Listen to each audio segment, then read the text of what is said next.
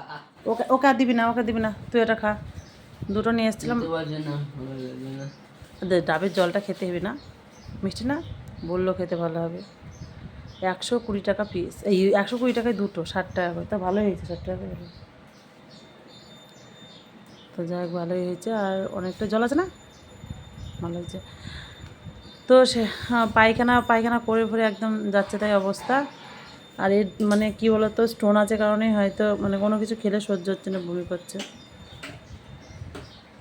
কবার পরিষ্কার করলি পায়খানা? ভোর থেকে কবার করেছিস? একবারই পরিষ্কার? ও আমি একবার করেছি, দুবার, বাচ্চাদের মতন। পায়খানা নিয়ে গেছিস কবার? দুবার। একা একা ছুচু করেছে? তো একা একাই করেছে ছুচু মুচুগুলো, একাই করেছে।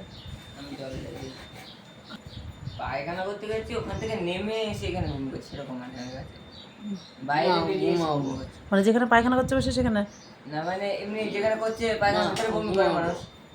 একটু বসো, জলটা খেলে। পায়খানার ভেতরে মানুষ বমি করে, বাইরে এসে বমি করছে, পায়খানা যদি নোংরা হয়ে যায়। পায়খানা করতে করতে এসে বাইরে বমি করছে। আমি বাজারে গেছি, আর দেখো এইটুকুর মধ্যে কত রকম হয়ে গেছে। যাই হোক চলো, ওষুধ খাওয়ানো হয়েছে, গ্যাসের ওষুধ, বমির ওষুধ খাওয়ানো হয়েছে, দেখি পায়খানা তো।